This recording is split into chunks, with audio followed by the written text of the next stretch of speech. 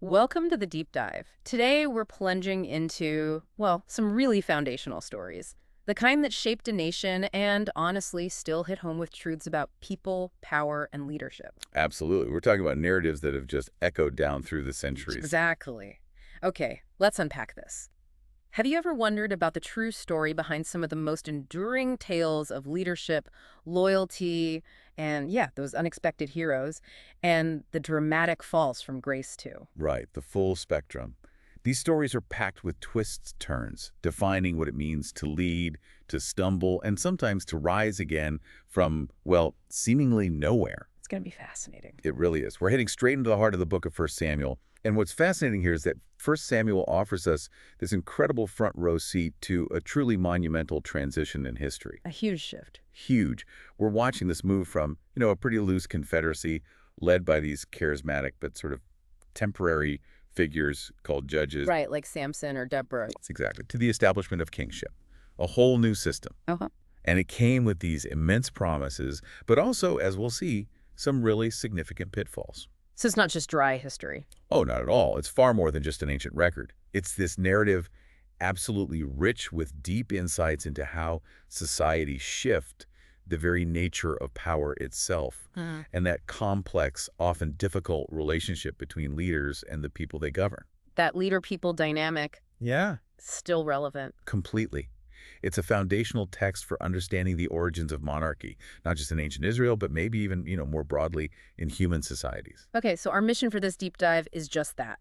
Let's pull out the most important nuggets of knowledge, the key insights from these really powerful ancient accounts. Yeah, get to the heart of it. We'll be focusing on the character arcs, the journeys people take through tough times and triumphs, those pivotal moments of profound change, and maybe some surprising details that often get glossed over. The things you miss on a quick read. Exactly. Think of this as your shortcut to being genuinely well-informed about a pivotal period that, honestly, continues to shape how we think about leadership, human weakness, and, well, just human nature. We'll dig into why certain critical decisions were made, What happened next, the consequences. both immediate and, the long-term ripples. And what enduring lessons, things that apply universally, we can maybe draw from them, even for us today. The dawn of a new era, Samuel's emergence. Okay, so let's start at the beginning with the origin story of Samuel himself.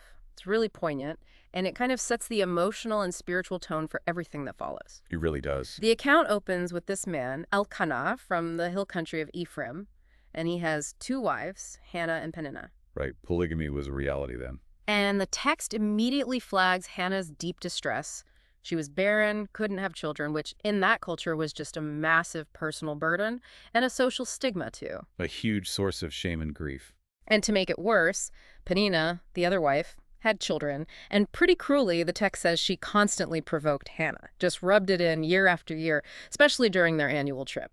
Yeah, that detail about the annual pilgrimage to Shiloh. It makes it even more pointed, doesn't it? This was supposed to be a time of worship, but for Hannah, it was just misery. You really feel the weight of her desperation there. Her bitterness, her weeping during that yearly journey to Shiloh where the tabernacle, the main place of worship, was located. It was so bad she could barely eat. Just deep anguish. And it's there in that state that she pours out her heart in this incredibly fervent vow to Jehovah. She promises, if you just give me a son. Then I will give him back to you. Exactly, I'll dedicate him to you for his entire life. And specifically, no razor will ever touch his head. Which signals a Nazirite vow, right? It's a special dedication. Yes, a lifetime Nazirite. Yeah. It's an ultimate act of faith, really. A profound commitment born out of desperation, laying the spiritual groundwork for Samuel's whole life. And her prayer, it's so intense, so deeply felt, but silent, just her lips moving. That Eli, the high priest there at Shiloh, he completely misreads the situation. It's almost comical if it weren't so sad. Right. He sees her lips moving, hears no sound, and he assumes she's drunk. He actually rebukes her, basically says, snap out of it, sober up. It really paints a picture, doesn't it? Eli, the high priest, the spiritual leader, misinterpreting this profound spiritual agony as just drunkenness. It suggests maybe the leadership had become a bit, out of touch, maybe even jaded. Seeing bad behavior instead of deep prayer. Exactly. His first thought is misbehavior, not genuine spiritual fervency. And this contrast, of course, sets up Samuel perfectly as this new kind of spiritual leader, one whose connection to God is clear, immediate, not clouded by assumptions. So Hannah explains herself. Right, she clarifies, "No, my lord, I am a woman deeply troubled. I have poured out my soul before Jehovah." And Eli, to his credit, pivots. He blesses her. "Go in peace," he says, "and may the God of Israel grant your petition." And that's the turning point. That's it. Soon after, Hannah conceived and gave birth to Samuel. His name itself, Samuel, means something like heard of God or God hears. It's a beautiful reminder of her prayer. So after Samuel was weaned, which back then could mean a few years old, Hannah, true to her word, fulfills that vow. No hesitation. Quite an act. She brings the young boy, along with a significant sacrifice, a 3-year-old bull flour wine, to Shiloh to dedicate him to Jehovah for his whole life. Imagine giving up your only son, the one you longed for so desperately, basically leaving him at the tabernacle to serve. It's a staggering level of commitment, and Samuel's service starts incredibly early. The text specifically mentions him ministering before Jehovah as a boy, even wearing a linen ephod. That priestly garment. Yes, that detail really emphasizes how early and how devoted his service was, sets him apart immediately, and also provides this really stark contrast to the corruption that was, well, festering within Eli's own family. Oh, yeah. That contrast couldn't be clearer. Eli's own sons, Hophni and Phinehas. The text pulls no punches. They were profoundly wicked. It flat out says they did not know Jehovah. Which, for priests, is damning. Completely. They brazenly disregarded their duties, instead of following the rules, waiting for the best part to be burned on the altar as the offering to God. Which was the prescribed way. Right. They'd send a servant with this big 3-pronged fork to just stab into the boiling pot and take whatever meat came up. By force, before it was even properly offered. It's blatant theft from God, essentially. Yeah. And beyond corrupting the sacred offerings, which was a massive offense and really undermined people's faith, they also engaged in deeply immoral conduct. Right there at the sanctuary. Right at the entrance of the tent of meeting with the women who served there, defiling the sacred rituals in the sacred space. It was just egregious. Total lack of respect for God, for the rights, for the people. Did Eli know? Oh, yes. Eli heard about their behavior. The text says he rebuked them, but critically, he didn't restrain them effectively. He let their wickedness continue. He was too weak, maybe too indulgent. And that lack of action had consequences, big ones. Huge.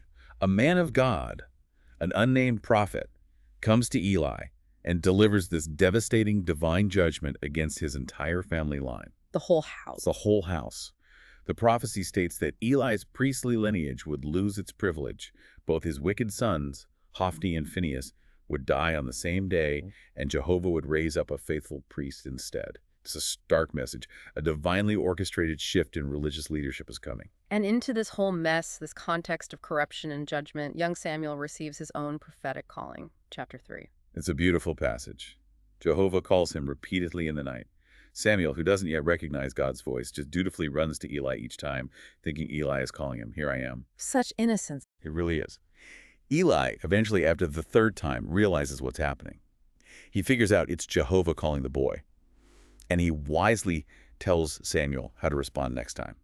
"Speak, Jehovah, for your servant is listening." What a moment for Samuel. Terrifying, maybe. Probably. And when he finally responds that way, Jehovah speaks to him directly, tells him the full, devastating extent of the judgment against Eli's house. Because Eli failed to stop his sons. Explicitly. Because Eli knew about their blasphemy, but failed to restrain them. Imagine having to deliver that message to your mentor, the man who basically raised you in the temple. It takes incredible courage. It speaks volumes about Samuel's character, even as a boy, and his emerging role as a true prophet. And if you think about it in the broader picture of leadership, it highlights this crucial principle. How new, legitimate leadership often emerges, often divinely sanctioned, precisely when the existing structures, even sacred ones like the priesthood, become corrupt or just fail. Samuel, though young, becomes this untainted channel for God's word, chosen to usher in something new. And people started to notice him. Absolutely. From that day forward, Samuel grew in stature, and it was clear Jehovah was with him. The text says not one of his prophetic words fell to the ground, meaning they all came true. And all Israel, from north to south, Dan to Beersheba, recognized him as a faithful prophet. So his authority was established. Solidified, preparing him for the huge, nation-shaping role he was about to play. 2. The ark's tumultuous journey. a symbol of presence and power. Okay, so Samuel is established. Now, the focus shifts dramatically to this critical object, the Ark of Jehovah, the Ark of the Covenant. It's this tangible symbol of God's presence with Israel. And it becomes central to this next major conflict with their old enemies, the Philistines. Right, so Israel goes out to battle the Philistines, but they suffer this initial, pretty painful defeat. They lose about 4,000 men. A significant loss makes them rethink their strategy. Exactly. And in desperation, maybe, the elders of Israel decide, let's bring the Ark of Jehovah from Shiloh right here to the battle line. The thinking was its physical presence would somehow automatically save them. A kind of talismanic thinking, almost. Yeah. And it's crucial, as you said earlier, they made this decision without consulting God, without asking Samuel. It was purely a human strategy based on the symbol of power, not actual divine instruction. A critical mistake. And the Philistines' reaction when the ark arrives, it's immediate, it's dramatic. They hear this massive shout erupt from the Israelite camp, realize the ark is there, and they become absolutely terrified. They panic. They remember the stories. The God who struck Egypt with all sorts of plagues. They knew they were up against something potentially supernatural. But their fear, it makes you wonder, right? Was it genuine recognition of Jehovah, the one true God? Or more like a superstitious dread of this powerful tribal deity? That's a great question. It probably reflects that common ancient worldview where gods were seen as tied to specific nations, their protectors in battle. Either way, that fear didn't make them run. It actually spurred them to fight even harder. Like cornered animals. Exactly. The thought of being subjected to this powerful deity pushed them to fight with everything they had. And despite the ark's presence, which the Israelites pinned their hopes on, the outcome for Israel is just utterly disastrous, ironic even. Completely counter to their expectations. They suffer a crushing defeat. A staggering 30,000 Israelite foot soldiers die, and fulfilling that earlier prophecy, Ophni and Phinehas. both killed. Eli's wicked sons, gone on the same day. Oh. And the most significant blow, the most tragic part, the Ark of Jehovah itself is captured by the Philistines. An unimaginable humiliation, a sign that God's presence can't be manipulated or used like a weapon based on human whim. The news reaching Eli back in Shiloh, it's one of the most gut-wrenching moments. He's 98 years old, he's blind. He hears first about the massive defeat, then about his son's deaths. Terrible news already. But it's the final piece of news, the capture of the Ark, that actually kills him. The shock is just too much. He falls backward off his seat, breaks his neck, and dies right there. And the tragedy compounds.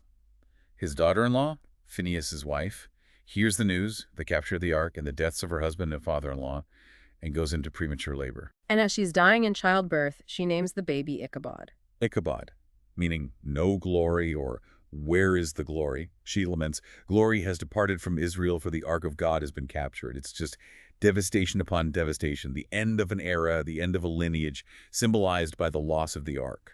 So now this sacred object, the Ark, is in enemy hands. It begins this really wild journey through Philistine territory. They take it to Ashdod, into the temple of Dagon, their main god. Like a trophy of war, placing it beside their own idol. But the next morning, something bizarre happens. Dagon's idol is found fallen face down right in front of the Ark of Jehovah, like it's bowing. The Philistines just set it back up, but the next morning? It's down again. But this time, its head and both its hands are broken off, lying on the threshold. Only the trunk is left. An unmistakable sign. Total humiliation for Dagon, demonstrating Jehovah's absolute superiority. It's almost darkly humorous, this powerless idol being dismembered by the mere presence of the Ark. And there's that fascinating detail you mentioned. The text says this is why Dagon's priests and worshippers, even later, wouldn't step on the threshold of Dagon's temple in Ashdod. Yeah, it speaks to the lasting impact, the superstitious awe that this event created. They remembered the power that broke their god. But it wasn't just idols falling over. Real trouble started for the Philistines themselves. Severe plagues break out in the cities where the Ark is kept: Ashdod, then Gath, then Ekron. The text mentions tumors, possibly bubonic plague, and a deadly panic. People are dying, suffering terribly. They cried out in agony, and the consensus quickly became, get this Ark out of here. They finally realized its presence was bringing divine judgment, not victory. So, facing these awful plagues, the Philistines decide they have to return the Ark. They consult their own priests and diviners. What do we do? And their advice is straight out of the ancient pagan playbook. Send it back with a guilt offering to appease the angry God of Israel. An offering that reflects the plagues. Exactly. 5 golden tumors and 5 golden mice, one for each of the 5 Philistine lords in their cities, is a direct representation of the suffering they endured, hoping to placate the deity they defended. And the method they used to return it is just, well, it's designed as a test, isn't it, to see if this was really God's doing or just bad luck? Precisely. They placed the ark on a brand new cart, hitched to 2 cows that had just calved and had never been yoked before, and crucially, they shut their calves away from them. So naturally, the cows should want to go back to their calves. Right. Their instinct would be to turn back home. But miraculously, these cows head straight for the Israelite border toward the town of Beth Shemesh, lowing as they went, without turning right or left. Clear divine guidance, not just random chance. Undeniable. And when it arrives, the Levites there offer the cows themselves as a burnt offering, using the wood of the cart for the fire, acknowledging the miracle. But the story takes another dark turn, even on friendly soil. The people of Beth Shemesh, maybe out of excitement or just morbid curiosity, they look into the ark. A fatal mistake. Yeah. A violation of its sacredness. And the consequence is immediate and harsh. 70 men are struck down dead. It's a sobering reminder. It powerfully highlights that the ark's holiness, its power, its danger, wasn't just for enemies like the Philistines. Even Israelites who treated it with disrespect, who crossed those sacred boundaries, faced judgment. God's power isn't something to be trifled with. Exactly. Sacred objects, sacred spaces, they have inherent rules, inherent boundaries that must be respected by everyone. It's not just about who you are, but how you approach the divine. So after that terrible incident, the men of Beth Shemesh are terrified. They ask, who can stand before Jehovah, this holy God? And they arrange for the ark to be moved again. Right. It goes to Kiriath Jearim, to the house of a man named Abinadab on a hill. His son Eleazar is consecrated to guard it. And there it stays. For a really long time. A very long time, 20 years.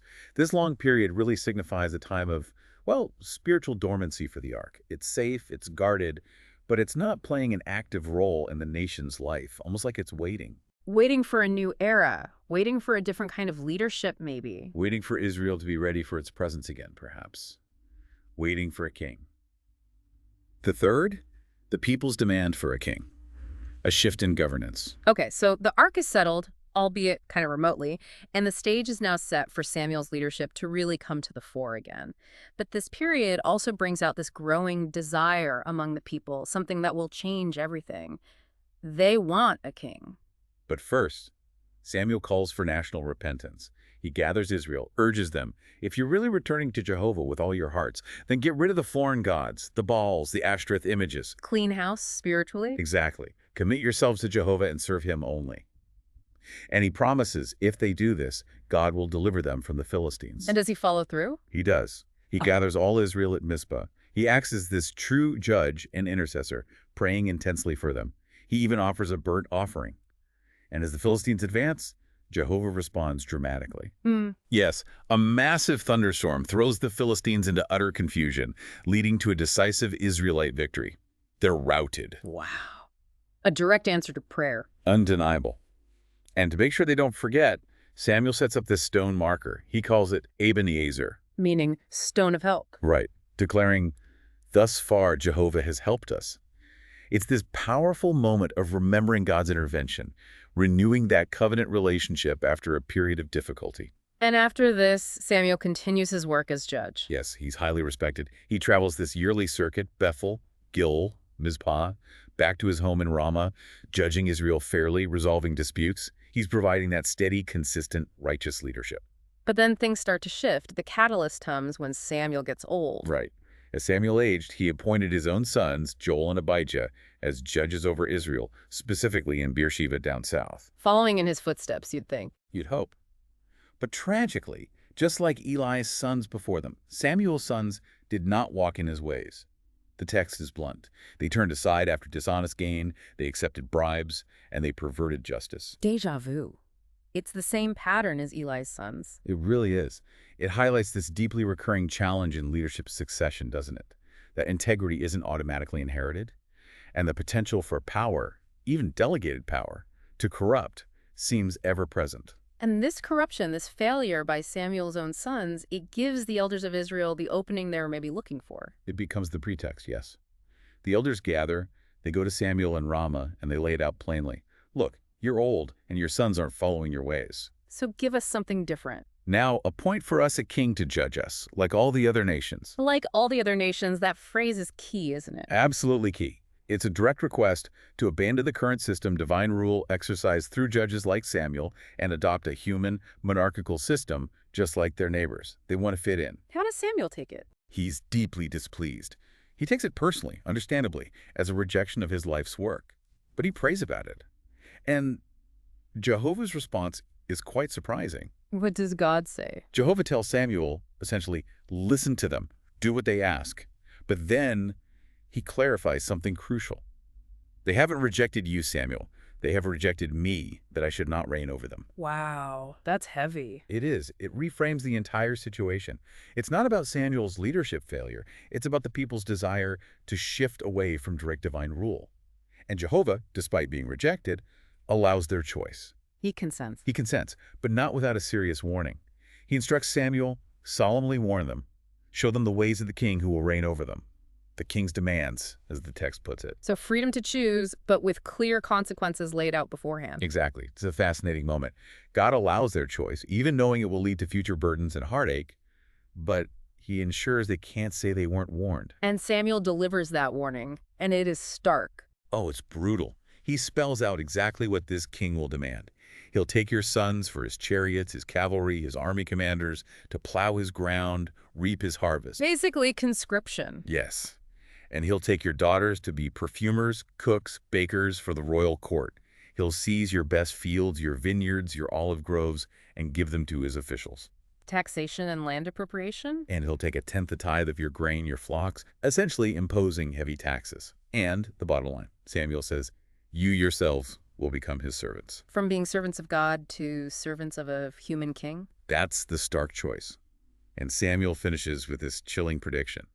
And in that day you will cry out because of your king, whom you have chosen for yourselves. But Jehovah will not answer you in that day. A point of no return, almost. A clear prophecy of the heavy burdens, the potential for tyranny that comes with putting your trust in human systems over divine guidance. So, faced with this incredibly clear, quite dire warning, what do the people say?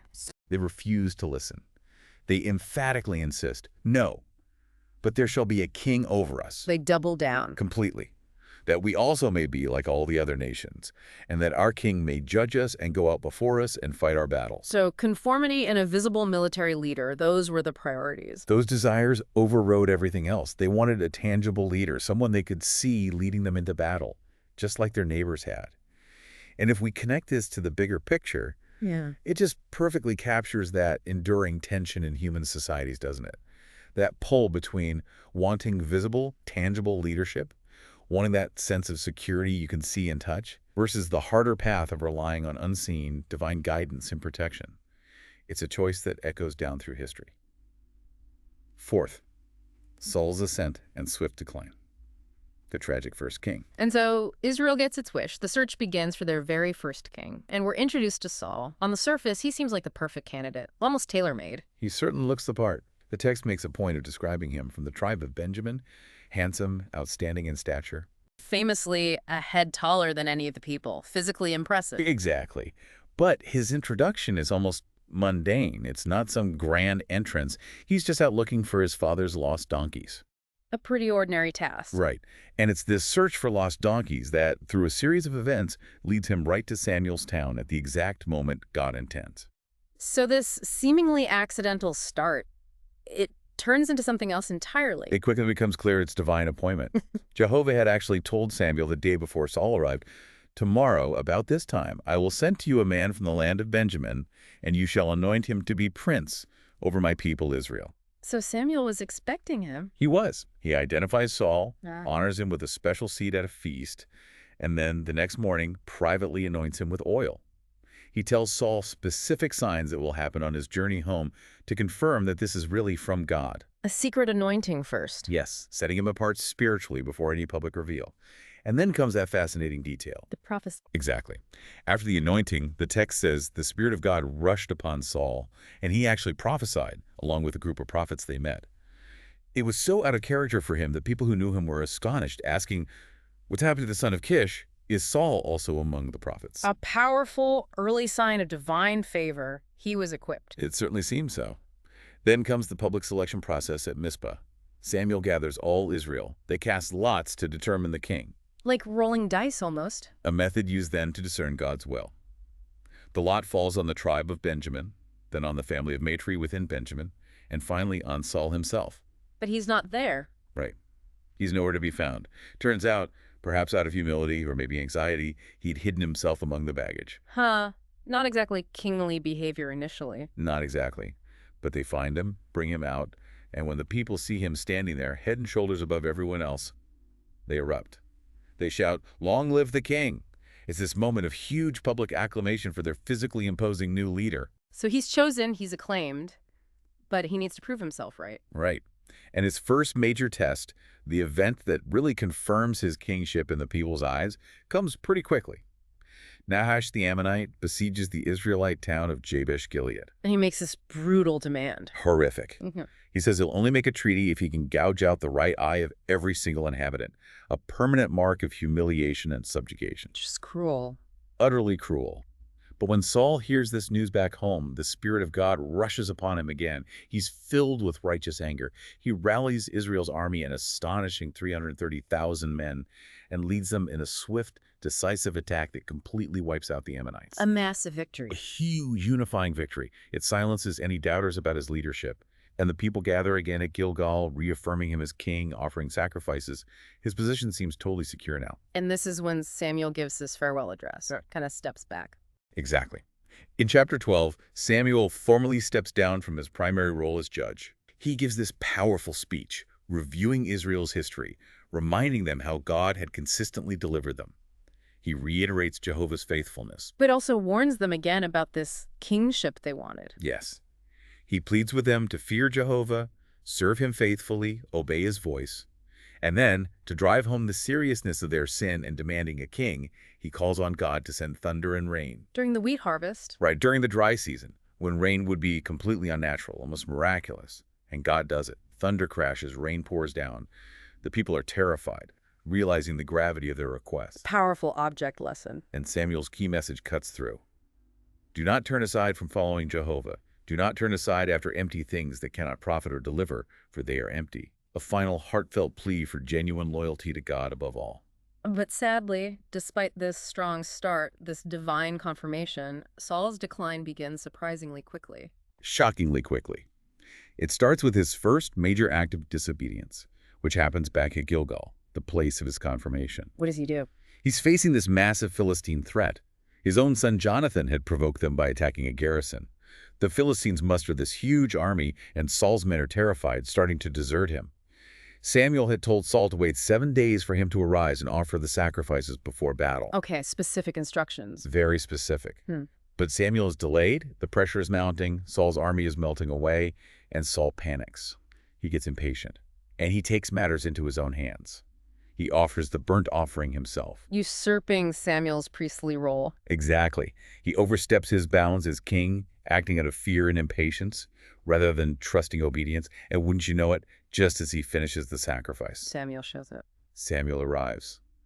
And he's not happy. He immediately confronts Saul. "What have you done?" Saul tries to justify it. "My men were scattering, you didn't come, the Philistines were closing in." Yeah. Excuses. And Samuel delivers the devastating verdict. "You have done foolishly. You have not kept the command of Jehovah your God. Now your kingdom shall not continue. Jehovah has sought out a man after his own heart, and Jehovah has commanded him to be prince over his people, because you have not kept what Jehovah commanded you." Wow. Just like that. For one act of impatience. It seems harsh, doesn't it? But it reveals this fundamental flaw in Saul. His trust wasn't fully in God, it was conditional.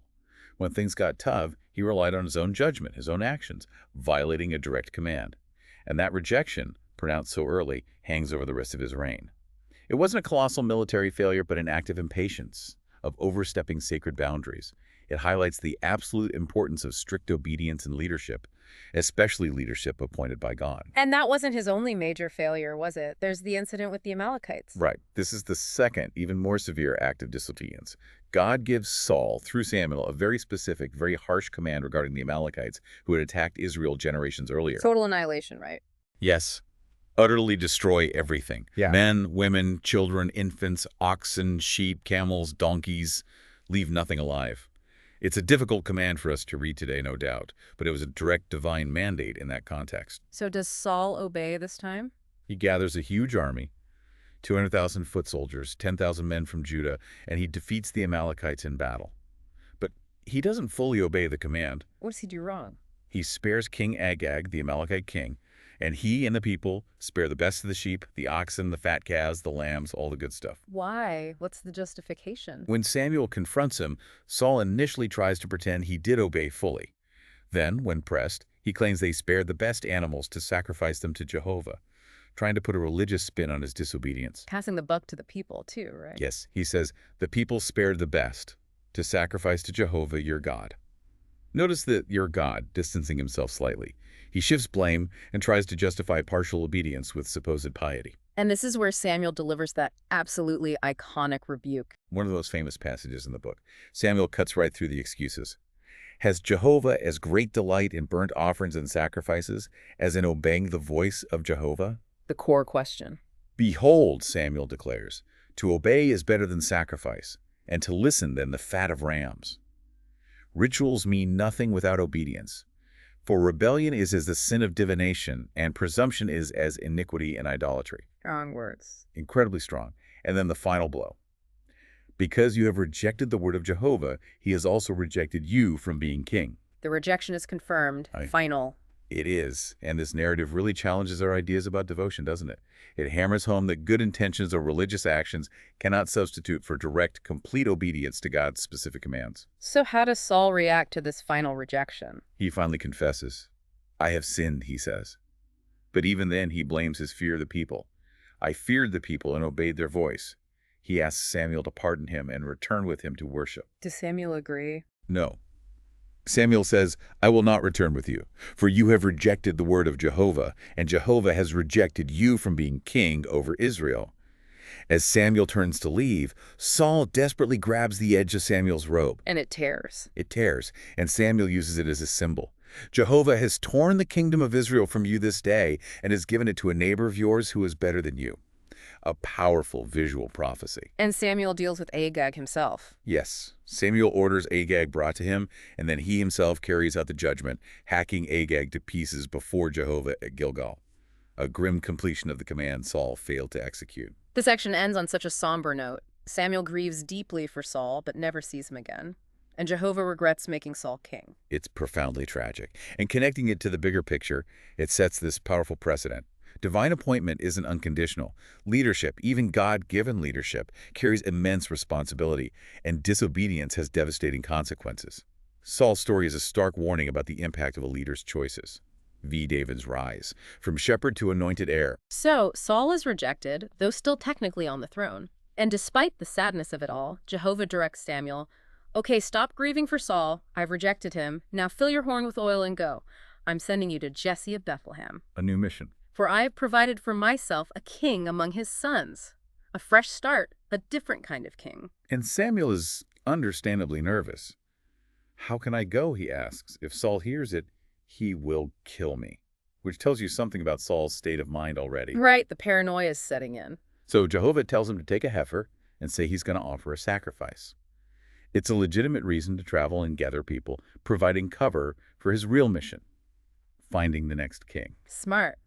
So he goes to Bethlehem, invites Jesse and his sons to the sacrifice. They're sanctified, prepared, and then the selection process begins. Right, and Jesse brings out his sons. First comes Eliab, the oldest. He's tall, impressive looking.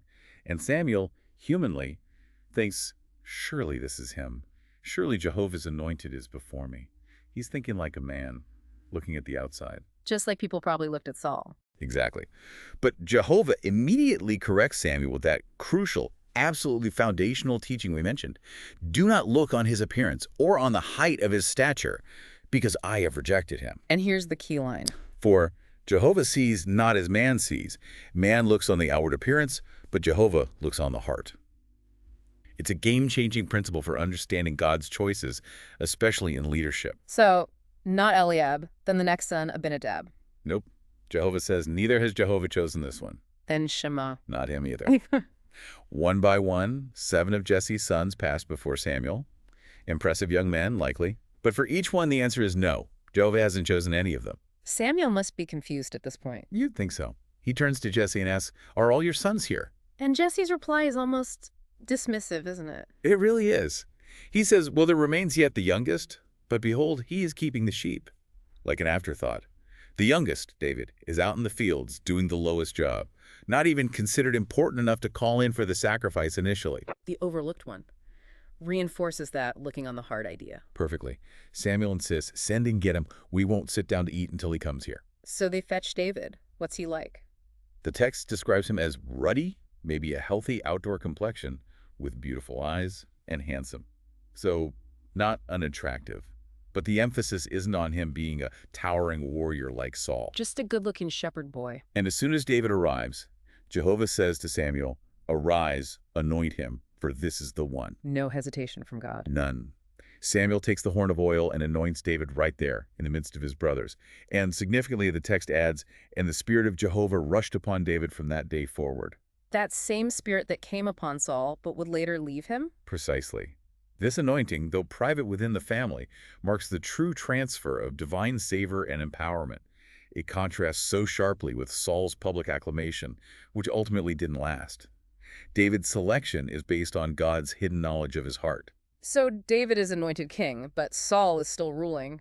How does David even get near the court? It happens through another seemingly coincidental, but clearly providential, turn of events. Just as the Spirit of Jehovah comes upon David, the text says it departs from Saul. Leaving a vacuum. And worse, it says a harmful spirit from Jehovah tormented him. Saul starts experiencing these periods of deep distress, fear, maybe depression or paranoia. So his servants notice this. They do. They see their king suffering and suggest, "Let our Lord now command his servants who are before him to seek out a man who is skillful in playing the lyre." Music therapy, basically. Exactly. And when the harmful spirit from God is upon you, he will play it and you will be well. They're looking for someone to soothe the king's troubled mind. As someone knows just the guy. Right. One of the servants speaks up. "Behold, I have seen a son of Jesse the Bethlehemite who is skillful in playing." But he doesn't stop there. Look at this list of qualities. A man of valor, a man of war, prudent in speech, and a man of good presence, and Jehovah is with him. Wow, that's quite the resume for a young shepherd. Isn't it? What's fascinating here is how David's diverse skills and his inherent character, valiant, warlike, wise in speech, good-looking, and crucially, having God's favor, are already recognized by others, even before the Goliath incident. He's not just a musician, he embodies potential leadership. So Saul says, send for him. Yes. Jesse sends David to Saul, along with gifts, and David enters Saul's service. He becomes Saul's armor-bearer, and whenever the harmful spirit comes upon Saul, David plays the lyre. And it helps. It does. Saul finds relief, Yeah. feels better, and the harmful spirit departs. The text says Saul loved him greatly. So David finds favor, gets this intimate access to the king he will one day replace, and gains invaluable experience in court life and military matters, all orchestrated, it seems, by divine providence. The sixth, the champion and the king's jealousy. David's early triumphs and troubles. Okay, so David is in Saul's court, serving him, finding favor. But then comes the moment that changes everything, the story everyone knows. David and Goliath. The iconic showdown. The Philistines gather their forces for war again, camping on one hill, the Israelites under Saul on another, with a valley between them. The Valley of Elah. Exactly. And out from the Philistine camp comes their champion, Goliath of Gath. The description is meant to inspire terror. He's huge, 6 cubits in a span, which is, around 9 feet 9 inches tall. Just enormous, a giant. Covered in heavy bronze armor, carrying this massive spear with an iron head weighing hundreds of shekels. He comes out day after day. For 40 days. For 40 days, issuing this challenge. He shouts across the valley, defying the ranks of Israel. He proposes single combat. "Choose a man for yourselves and let him come down to me. If he is able to fight with me and kill me, then we will be your servants. But if I prevail against him and kill him, then you should be our servants and serve us." Winner takes all, high stakes. Extremely high stakes, and Israel's reaction, utter terror. When Saul and all Israel heard these words of the Philistines, they were dismayed and greatly afraid. The king included, paralyzed by fear. It highlights this profound crisis of leadership, doesn't it? The entire army, the king himself, completely intimidated by one man. It perfectly sets the stage for David, the unexpected hero, to step into the void. So how does David even get involved? He's just the king's musician and armor bearer at this point. His father, Jesse, sends him to the battlefront, not to fight, but just to bring provisions, roasted grain and bread to his 3 oldest brothers who are in Saul's army, and some cheeses for their commander, just checking up on them. So he arrives, delivers the food, and while he's talking to his brothers. Goliath comes out for his daily taunt. David hears it. He sees the Israelite soldiers running away in fear, and David is indignant. He doesn't react with fear. Not at all. He asks the men standing near him, "What shall be done for the man who kills this Philistine and takes away the reproach from Israel? For who is this uncircumcised Philistine that he should defy the armies of the living God?" He sees it as an insult to God, not just a military threat. That framing armies of the living God is crucial. It shows his perspective is entirely different. His oldest brother Eliab, the one Samuel first thought might be king, overhears him and gets angry. He accuses David of pride, of neglecting his sheep just to come watch the battle. Sibling rivalry, even on the battlefield. Seems like it. But David isn't deterred. Word gets back to Saul about this young man asking about fighting Goliath. Saul sends for him. What does David say to the king? He says, "Let no man's heart fail because of him. Your servant will go and fight with this Philistine." Saul is skeptical. You're just a youth, and he's been a warrior from his youth. Makes sense from a human perspective. Totally. But David counters with his own experience. He explains how, as a shepherd, he protected his flock from lions and bears, killing them with his own hands. Using his past faithfulness as evidence. Exactly. He says, "Jehovah, who delivered me from the paw of the lion and from the paw of the bear, will deliver me from the hand of this Philistine." He frames it entirely in terms of God's power and past deliverance. His courage isn't self-generated. It's rooted in his faith history. What does that tell us about courage? It really raises that question, doesn't it? David's courage comes from lived experience of God's faithfulness, not from physical prowess or military training. It's a courage born of deep trust, applied to a seemingly impossible situation. Saul, perhaps seeing no other volunteers, reluctantly agrees. "Go, and Jehovah be with you." So Saul tries to equip him like a soldier. Right, he puts his own armor on David, Yeah. a bronze helmet, a coat of mail. David straps on Saul's sword. But he could barely move. He says, "I cannot go with these, for I have not tested them." He's not used to it. It's not his way of fighting. So it takes it all off. Takes it off. And instead, he chooses his familiar shepherd's tools. His staff, his sling, and 5 smooth stones he picks from the brook, putting them in his shepherd's pouch. That's his arsenal. Simple, reliant on skill, and more importantly, on God. Then comes the confrontation in the valley. Goliath sees him coming. And he's insulted. He sees this young, ruddy shepherd boy with just a staff, and he feels utter contempt. "Am I a dog that you come to me with sticks?" He curses David by his Philistine gods. But David's response is incredible, full of faith. Absolutely fearless. He declares, "You come to me with a sword and with a spear and with a javelin, but I come to you in the name of Jehovah of hosts, the God of the armies of Israel, who you have defied." He reframes the whole battle. It's not David versus Goliath, it's Goliath versus God. Precisely. "This day Jehovah will deliver you into my hand, that all the earth may know that there is a God in Israel, and that all this assembly may know that Jehovah saves not with sword and spear." And then that key line again. "For the battle is Jehovah's, and he will give you into our hand." Just pure confidence in God's power. And then, action. As Goliath moves towards him, David runs towards the battle line to meet him. He takes out a stone, puts it in his sling, And slings it. slings it. The stone flies true, sinks right into Goliath's forehead, Ah. and the giant falls face down on the ground, dead. Instantly. Seems like it, but David makes sure. He runs over, takes Goliath's own massive sword, since David had no sword of his own, and cuts off his head, no doubt left. And the impact on the armies. Immediate pandemonium. When the Philistines see their champion is dead, they panic and flee. The Israelites roar and pursue them, routing them completely, winning a massive victory. David goes from unknown shepherd boy to national hero in an instant. What happens right after? Saul must be impressed. Saul takes David into his service permanently, as he'd promised. But even more significantly, Saul's own son, Jonathan, sees David's courage and faith, and his soul is instantly knit to David's soul. A deep connection. Incredibly deep. The text says Jonathan loved David as his own soul. He makes a covenant with David, even gives David his own robe, armor, sword, bow, and belt, symbols of his royal status, essentially recognizing David's worthiness. That's amazing. Jonathan's reaction is pure admiration and loyalty. It is, and it stands in such stark contrast to his father's reaction, which starts to turn sour very quickly. It foreshadows the incredibly complex triangle that's about to form: Saul, David, and Jonathan. Right, because David's popularity explodes, doesn't it? Oh, massively. As they're returning from the victory, the women come out from all the towns of Israel, singing and dancing, meeting King Saul with tambourines and joy. And they're singing that song. That fateful song. They chant, Saul has struck down his thousands and David his tens of thousands. Ouch! Giving David 10 times the credit. Exactly. And Saul hears this, and he is furious. They have ascribed to David tens of thousands, he fumes. And to me, they have ascribed thousands. What more can he have but the kingdom? The jealousy kicks in hard. Instantly. The text says, and Saul eyed David from that day on. It's not just jealousy, it's suspicion, paranoia, the beginning of this obsessive fear that David is after his throne. This is the critical turning point, the start of Saul's relentless persecution. And it gets violent quickly. Terrifyingly quickly. The very next day, that harmful spirit from God rushes upon Saul again. David is playing the lyre for him, as usual, trying to soothe him, and Saul has his spear in his hand. And he throws it. He hurls it right at David, trying to pin him to the wall. David manages to dodge it. And Saul tries again later. It becomes this recurring threat. Living under that must have been incredibly stressful for David. Unimaginable.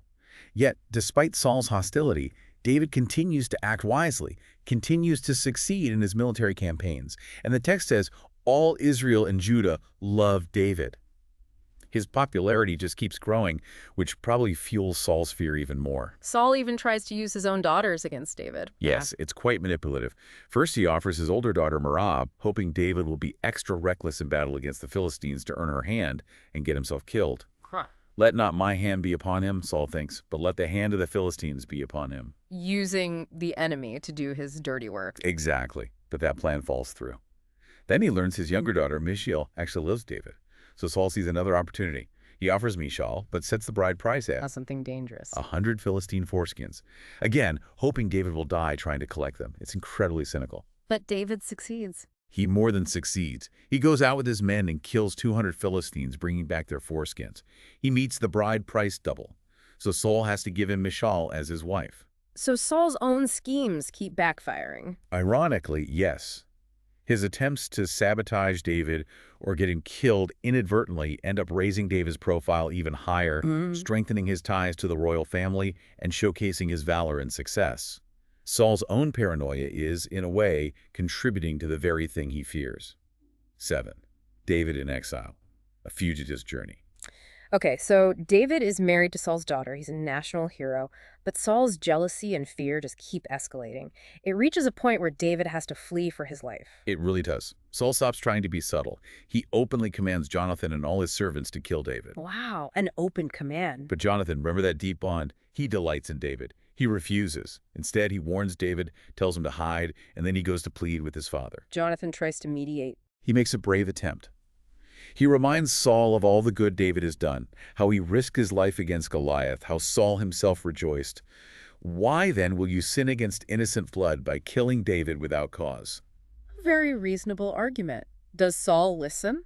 Temporarily. Saul actually listens to Jonathan and takes an oath. As Jehovah lives, he shall not be put to death. There's this brief moment of reconciliation. David comes back to court. Then it doesn't last. Doesn't last at all. War breaks out again with the Philistines. David leads the Israelites to another great victory. And that success seems to trigger Saul's paranoia all over again. The spear throwing starts again? Yes. The harmful spirit comes back. David is playing the lyre. Saul tries to pin him to the wall with a spear. David dodges again and flees that very night. This time Saul sends men to David's house. Right. To watch the house all night and kill him in the morning. But Michal, David's wife, Saul's own daughter, helps him escape. She lets him down through a window.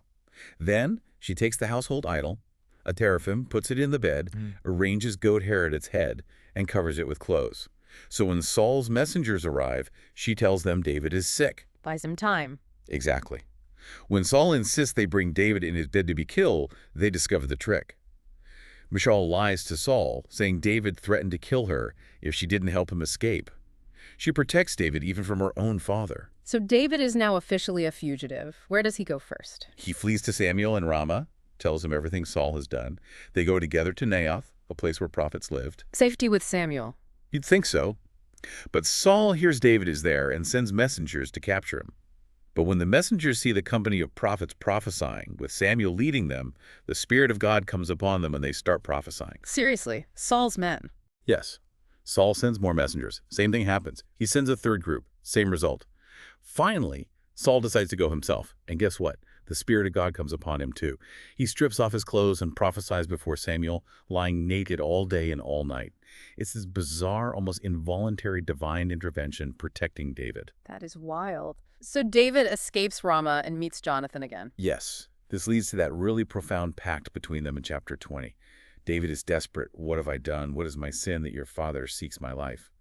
Jonathan is still perhaps hoping his father can be reasoned with, but he promises to find out Saul's true intentions. The arrow signal plan. Exactly. They arrange this plan where Jonathan will shoot arrows near a stone where David is hiding. Depending on where Jonathan tells his servant boy the arrows landed, are the arrows beyond you, meaning flee, or are they on this side, meaning safe to return, David will know if Saul intends to kill him. The secret code. And Jonathan confirms the worst. At a feast, Saul flies into a rage when David's seat is empty, even hurling a spear at Jonathan for defending David. Jonathan now knows for sure his father is determined to kill David. He goes out, performs the arrow signal, telling the boy the arrows are beyond him. The signal to flee? Yes. Then comes that incredibly poignant farewell. Jonathan sends the boy away, and David comes out of hiding. They kiss each other, weep together, David weeping the most. They reaffirm their covenant, promising loyalty to each other's families forever. It's heartbreaking. They know they might never see each other again like this. So David is truly on the run now. Where does he go? His desperation leads him to Nob, to the priest Ahimelech. He arrives alone, seemingly on edge. Ahimelech is surprised to see him alone. David has to lie, right? Yes, he pretends he's on a secret mission for King Saul. He asks for bread. Ahimelech only has the holy bread, the consecrated bread of the presence, which was technically only for priests to eat. But he gives it to David. He does. After confirming David and his non-existent men have kept themselves pure. David also asks for a weapon, and Ahimelech gives him the only one available. Goliath's sword. Goliath's sword, which had been kept there wrapped in cloth. So David takes the holy bread and the giant sword and leaves. But crucially, a man named Doeg the Edomite, one of Saul's chief shepherds, happens to be there that day and witnesses this whole exchange. And that has terrible consequences later. Terrible. Doeg later reports this to Saul, and Saul, in a fit of paranoid rage, orders the massacre of Ahimelech and 84 other priests of Nob, plus their families, their livestock. Only one son, Abiathar, escapes and flees to David, bringing the tragic news. It shows just how far Saul has fallen, slaughtering priests based on flimsy suspicion. Just awful. Where does David go after Nob? He makes a seemingly desperate move. He flees to Gath, one of the main Philistine cities, Goliath's hometown. That seems incredibly risky. It is. The servants of King Achish of Gath recognize him immediately. Isn't this David, the king of the land? Didn't they sing about him? Saul has slain his thousands and David his tens of thousands?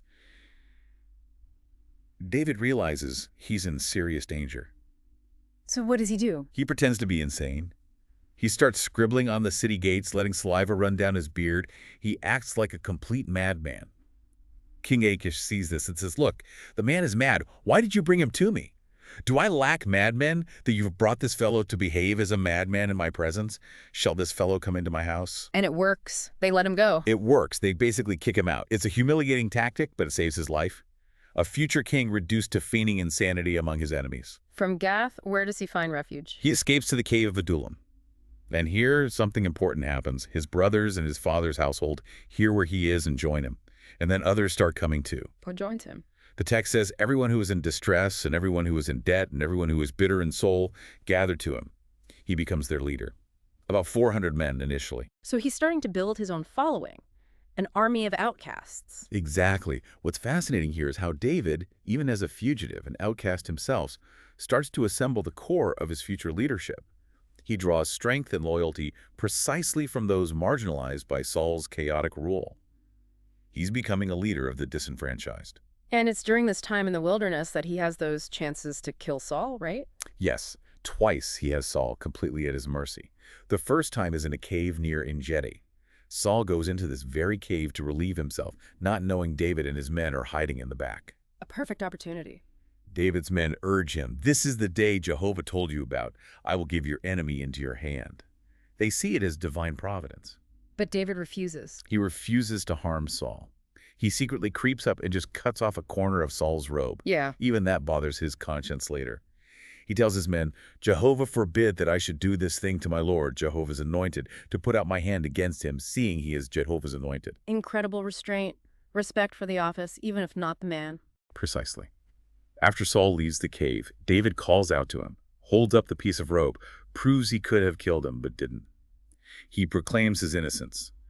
"See that there is neither evil nor rebellion in my hand. I have not sinned against you, though you hunt my life to take it." He leaves judgment entirely to Jehovah. How does Saul react? Saul is actually moved to tears. He acknowledges David's righteousness. "You are more righteous than I," he says.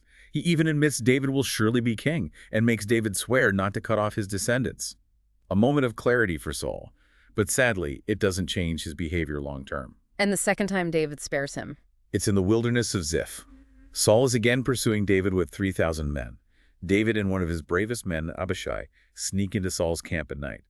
They find Saul fast asleep inside the barricade, his spear stuck in the ground by his head, and his water jug beside him. All his men are asleep too. Another perfect chance. Abishai wants to kill him, right? Abishai says, "God has given your enemy into your hand this night. Now please let me pin him to the earth with one stroke of the spear, and I will not strike him twice." But David says no again. Again, David refuses. "Do not destroy him, for who can put out his hand against Jehovah's anointed and be guiltless?" Instead, they just take Saul's spear and the water jug from beside his head and slip away undetected. Later, from a safe distance, David calls out to Saul's commander, Abner, shaming him for not guarding the king. He holds up the spear and jug as proof. What does this repeated refusal tell us? It raises that question again, doesn't it? What kind of character does this reveal? David's consistent refusal to take matters into his own hands, his deference to God's timing and God's anointed, even when it puts him at immense risk, stands in such stark contrast to Saul's impulsive, paranoid, violent pursuit. It shows David understands that true authority comes from God and shouldn't be seized by force. During this time as a fugitive, there's also the story of Nabal and Abigail. That seems significant. Very significant. It happens while David and his 600 men are operating in the wilderness of Paran, near Carmel. They've basically been providing protection for the shepherds and flocks of a very wealthy man named Nabal. Protecting them from raiders. Exactly. David's men had been like a wall around Nabal's shepherds. So during sheep shearing time, which was a festive, prosperous occasion, David sends 10 young men to Nabal to politely request provisions for his men. "Give whatever you have at hand to your servants and to your son David." A reasonable request, given the protection they'd provided. But Nabal is not a nice guy. The text calls him harsh and badly behaved. He responds with total contempt. Who is David? Who is the son of Jesse? There are many servants these days who are breaking away from their masters. Shall I take my bread and my water and my meat that I have killed for my shearers and give it to men who come from I don't know where? He completely insults David and his men. Not smart. David gets angry. Furious. He tells his men, "Every man strap on his sword." About 400 men prepare to go and wipe out Nabal and every male in his household. David feels deeply wronged and dishonored. But Abigail steps in, Nabal's wife. Yes, Abigail. The text describes her as discerning and beautiful, the complete opposite of her husband. One of Nabal's servants quickly tells her what happened, how Nabal insulted David's men despite the protection they'd received. The servant knows disaster is coming. So Abigail takes quick action. Incredibly quick and decisive. Without telling Nabal, she gathers a huge amount of provisions: bread, wine, dressed sheep, roasted grain, raisins, fig cakes, loads them on donkeys, and rides out to meet David on the road. To intercept him before he reaches Nabal. Exactly. When she meets David, she falls on her face before him, takes all the blame on herself, acknowledges her husband's worthlessness, Nabal, his name literally means fool, and pleads with David not to shed blood needlessly or take vengeance into his own hands. A very eloquent appeal. It's brilliant. She recognizes David's future kingship, telling him Jehovah will surely make him a lasting dynasty. She urges him not to have this act of rash vengeance on his conscience when he does become king. "Don't let this be a stumbling block or a burden of heart to my Lord." How does David respond to her wisdom? He is completely won over. He blesses her for her good sense and for keeping him from blood guilt. "Blessed be Jehovah, the God of Israel, who sent you this day to meet me. Blessed be your discretion, and blessed be you." He accepts her gift and tells her to go home in peace. He recognizes she saved him from making a terrible mistake. And what happens to Nabal? Abigail goes home, finds Nabal drunk at a feast. She waits until morning when he's sober and tells him everything that happened, how close he came to being wiped out. When he hears it, the text says, his heart died within him and he became as a stone. About 10 days later, Jehovah strikes Nabal, and he dies. Wow. Divine justice, maybe. It certainly seems that way. And when David hears Nabal is dead, he praises God for avenging the insult without David having to bloody his own hands. And then, recognizing Abigail's wisdom and character, he sends for her and asks her to be his wife. And she agrees. So that episode is really significant. Hugely. It's a profound example of how wise counsel, especially from Abigail, averted a destructive path for David. It showcases not only Abigail's incredible intelligence and courage, but also David's own capacity for self-restraint, his willingness to listen to reason, and his ability to recognize and value virtue. It preserved his moral integrity for his future kingship. So after all this time hiding in the wilderness, David makes another strategic move. He goes back to the Philistines. Yes, it seems he finally concludes he'll never be truly safe from Saul as long as he stays in Israelite territory. He thinks, one of these days I shall be swept away by the hand of Saul. There's nothing better for me than to escape to the land of the Philistines. A calculated risk. It is. He goes back to King Achish of Gath, this time with his 600 men and their families, and his 2 wives, including Abigail. Achish, perhaps seeing David as a useful, disgruntled refugee, gives him the town of Ziklag to live in. So David sets up a base there, in enemy territory. Yes, and he stays there for 16 months. He uses this time cleverly. He raids other non-Israelite groups in the region. Geshurites, Girzites, and Amalekites takes their spoil, but makes sure to kill everyone so no witnesses can report back to Achish what he's really doing. What does he tell Achish? He deceives Achish, leading him to believe he's raiding towns in the Negev region of Judah, making Achish think David is making himself hated by his own people and will therefore be loyal to Achish forever. It's a shrewd, if morally gray, survival tactic. While David is playing this dangerous game in Philistia, what's happening with Saul? Saul is reaching his absolute lowest point. The Philistines gather their massive army for a major offensive against Israel. They camp at Shunem. Saul musters his army at Mount Gilboa, but when he sees the Philistine camp, his heart trembles with fear. He seeks guidance from God. He tries. He inquires of Jehovah but gets no answer. Not by dreams, not by Urim, that priestly method of seeking guidance, not by prophets. Complete silence from God. So in total desperation. Right. In total desperation, Saul makes his final, fatal mistake. He tells his servants to find him a woman who is a medium, a necromancer, so he can consult her. Despite the fact that he himself had previously tried to banish mediums and spiritists from the land. Utter hypocrisy born of fear. Exactly. It's a direct, flagrant violation of Jehovah's explicit command against consulting the dead. It shows the absolute depth of his spiritual decline. His servants find a medium at Endor. Saul disguises himself and goes to her by night. And asks her to bring up Samuel's spirit. Yes. He asked her to bring up Samuel. The woman is terrified when she realizes who Saul is and what he's asking, but he reassures her. She performs her ritual and claims to see an apparition, an old man wrapped in a robe, whom Saul believes is Samuel. And this Samuel has bad news. The worst news. The spirit reiterates God's judgment. Why do you consult me when Jehovah has departed from you and become your enemy? It confirms the kingdom has been torn from him and given to David. It foretells his defeat by the Philistines and delivers the final crushing blow. Tomorrow you and your son shall be with me. Predicting their deaths. Yes. Saul collapses to the ground in utter terror and despair, completely drained of strength. The medium and his servants have to persuade him just to eat something. It's the end of the line for Saul, spiritually and emotionally.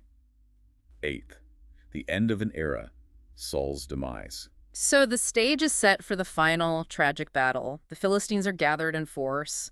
What about David? He's still with King Achish, right? He is. As the Philistine lords marshal their forces, David and his men are marching along in the rear with Achish. Achish trusts David completely at this point, believing he'll fight against Israel. But the other Philistine commanders are suspicious. Very suspicious. They see David and his Hebrew soldiers and protest strongly to Achish.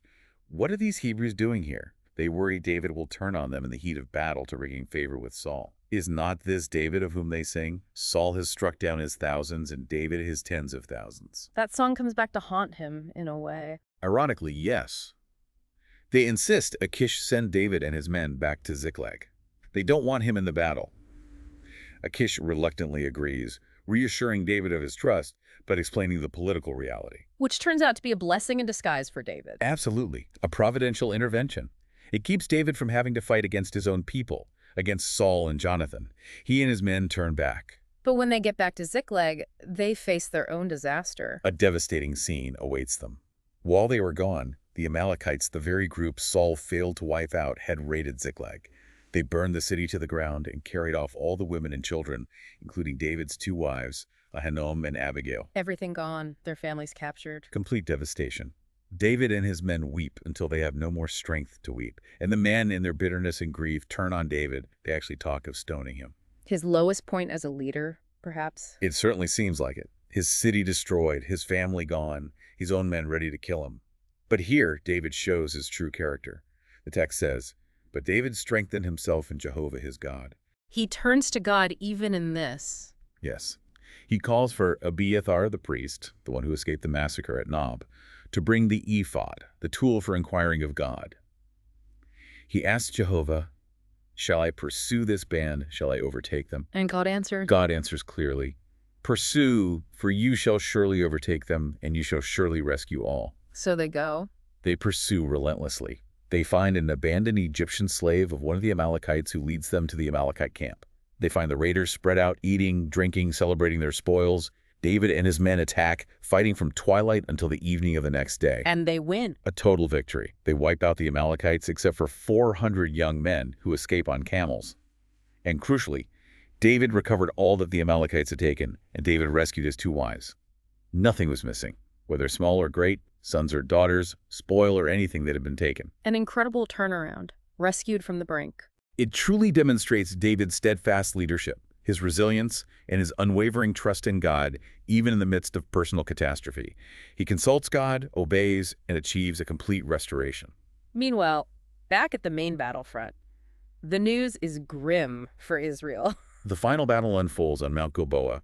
The Philistines press hard against Israel.